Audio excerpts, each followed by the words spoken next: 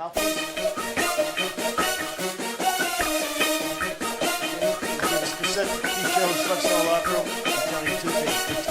ball, protect yourself for a long time. Touch go.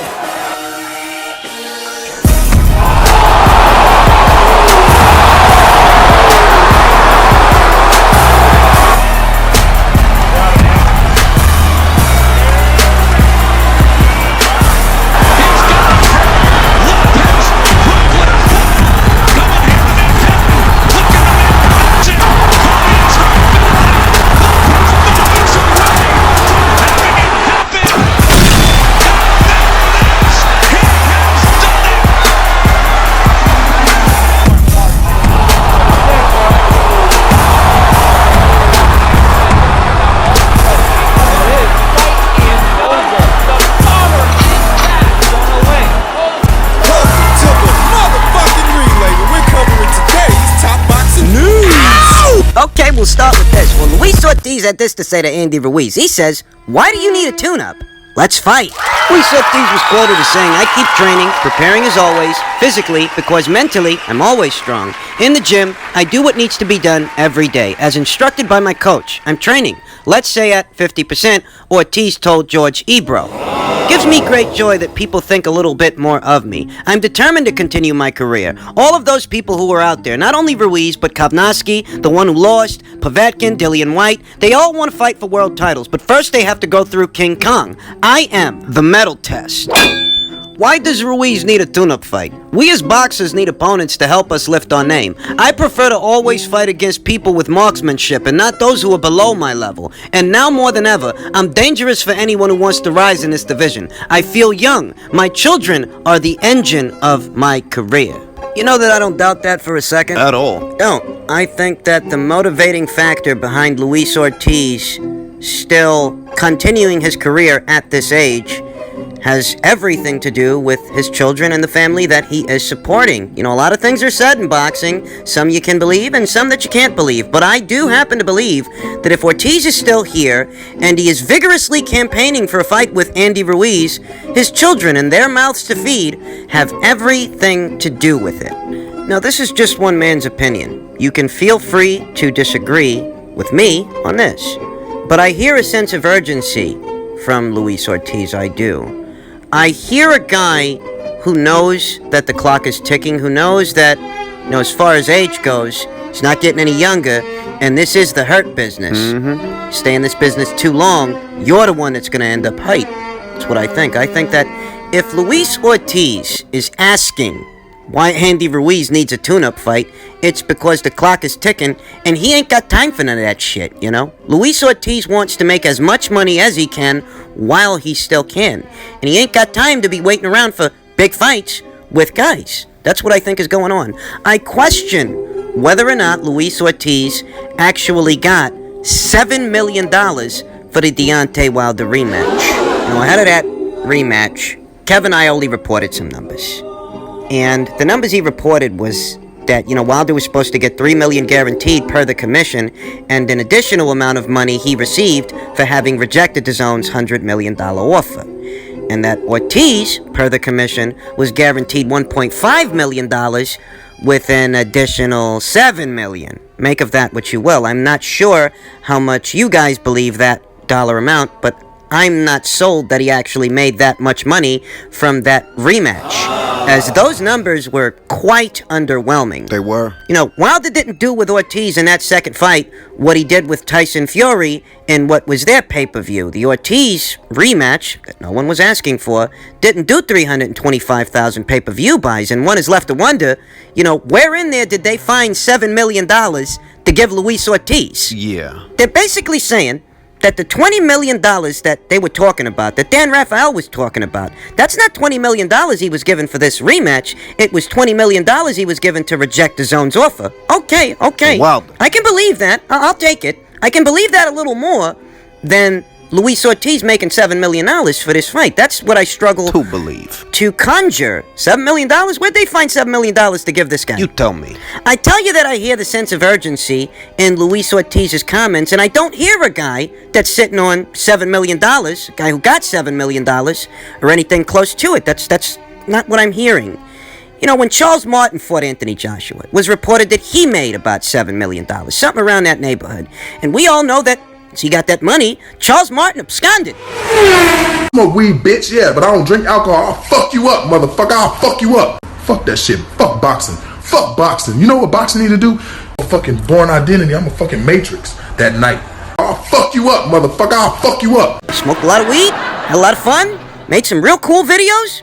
He got back to it. You know, he got back in there and he's doing what he's doing these days. He got his money. There's Luis Ortiz, you know, he wants to get right back in there, having come off what was supposed to be his biggest payday. How big was it? I mean, you don't think they gave him $1 million or $1.5 million for fighting Travis Kaufman, do you? No. Or you don't think they gave him $1 million for fighting Christian Hammer, do you? You know, obviously not.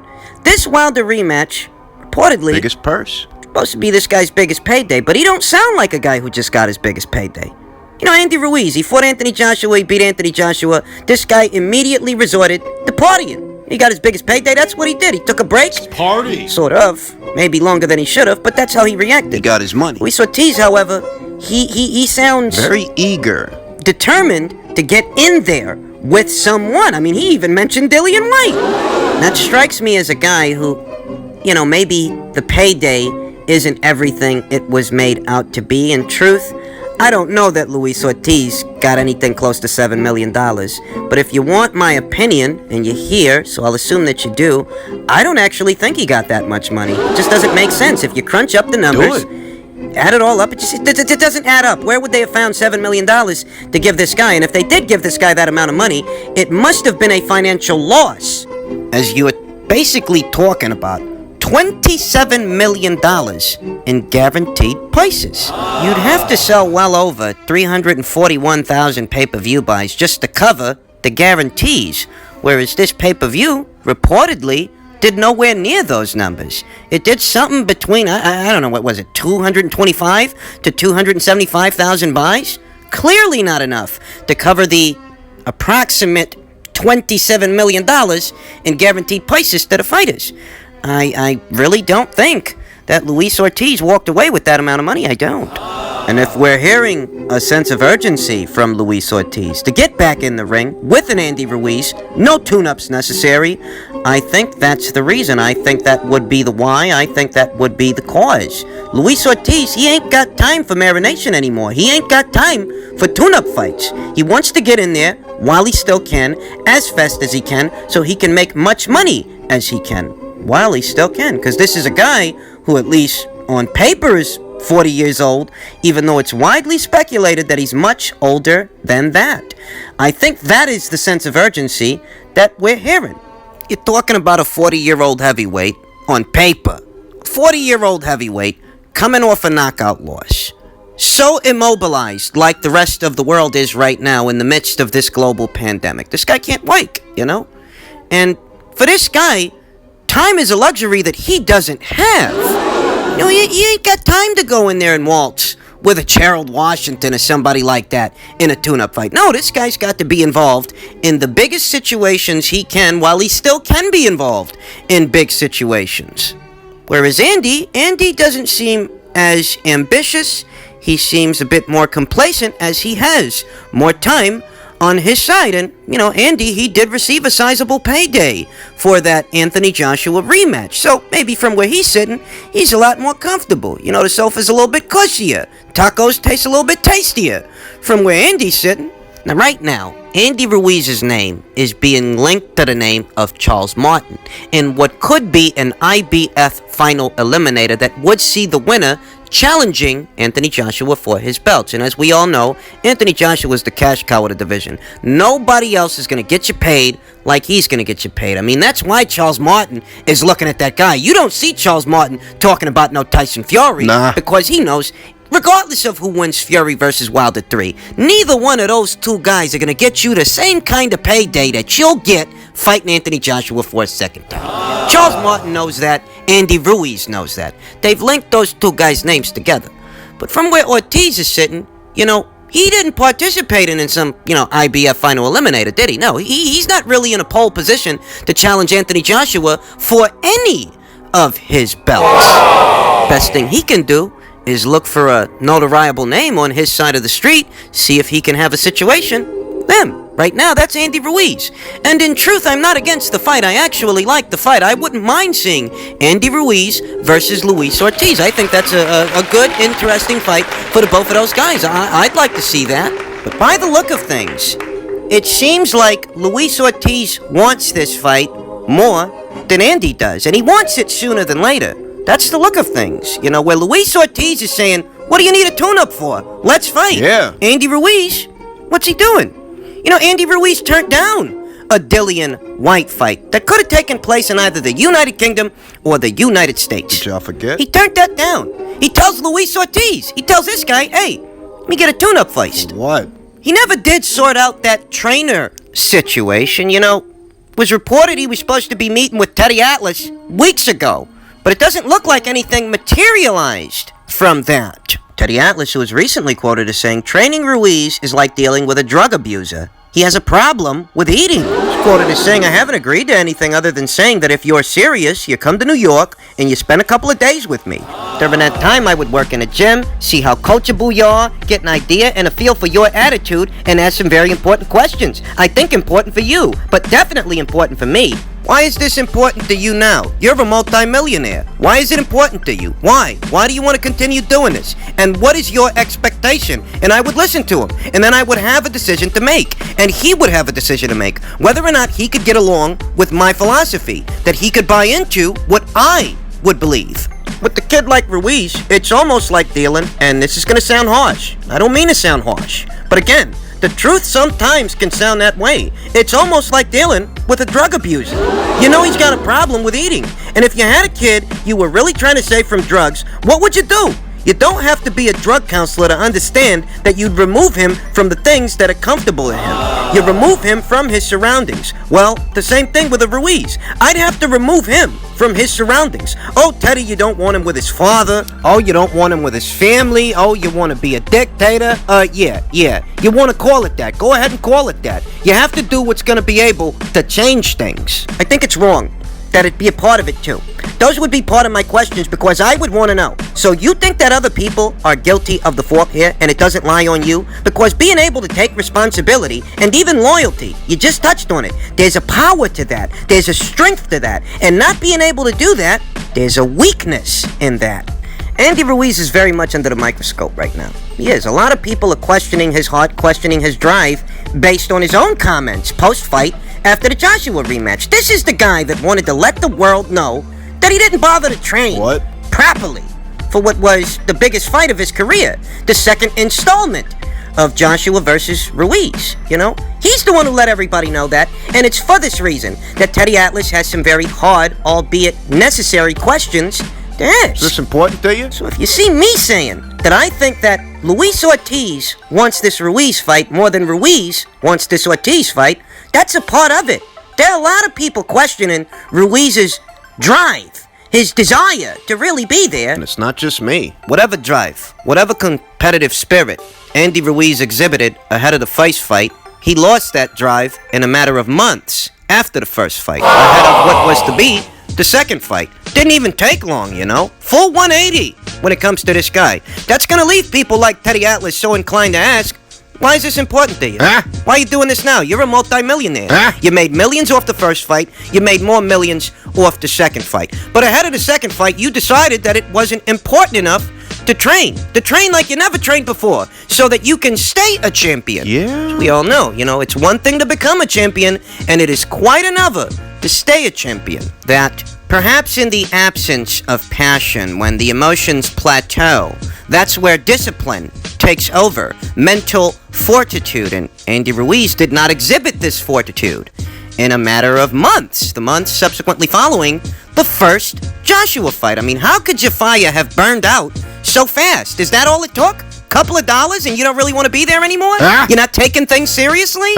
So when I say that Ortiz wants this fight more than Ruiz does, you know what I'm talking about. You know where I'm coming from. That I'm not just saying it to be saying it. The evidence is there. Okay?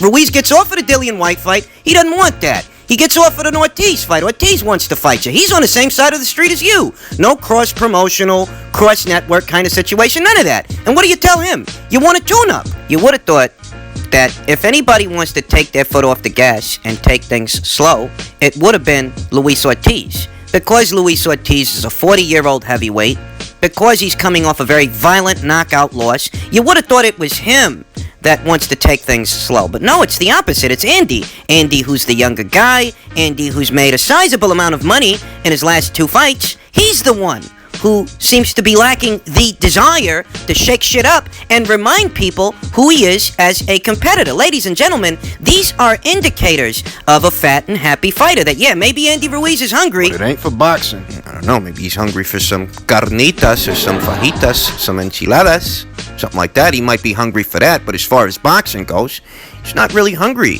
for the sport of boxing. And boxing ain't your run-of-the-mill, atypical 9-to-5 job to where all you gotta do is punch in a clock and go through the motions. No, in the sport of boxing, you have to want to be there. You have to want to be there in the gym, preparing yourself, keeping yourself fighting fit. You have to want to be there. Working on things. In the ring, going for it. Showing them who you are. Capitalizing on what opportunities are made available to you. And in the absence of opportunities, you gotta want to be there to create the opportunities. That if this guy ain't giving you much to work with, You impose your will. then you gotta open him up, okay? This is a necessity that you can have all the tools. You can have all the ability in the world. But unless you actually want to be there, doesn't mean nothing. Doesn't mean shit. What you're capable of doesn't even come into it when you don't actually Want it. want to be there. You know, this global pandemic is affecting all manner of people from all walks of life. That includes boxers. Boxers like Andy Ruiz. Things having slowed down as much as they have allows a fighter like Andy Ruiz, whose desire is very questionable, it allows him the time to reflect on what it is he really wants, you know? Because he is a multi-millionaire, at least for the time being. You know, you just participated in what were your 2 most lucrative fights, and those 2 fights happen to be more lucrative than the kind of fights that 90% of boxers are participating in. I mean, Andy Ruiz made himself a sizable amount of money. But this slowdown, you know, the wheels, the gears in the sport of boxing coming to a screeching halt for the time being, it allows him time to reflect on, you know, what is it that you really want to do? What do you want? Do you really want to keep doing this? So my initial interpretation of these stories, the impression that they leave me with is that perhaps Luis Ortiz wants this fight more than Ruiz does, because Ortiz knows he's an older gentleman who's on borrowed time. Whereas Andy is exhibiting all the traits, all the characteristics of a fat and happy fighter, and that is not conducive towards consistency and continued success. Not in this sport, because in this sport, you have to want to be there. There's no 2 ways about it.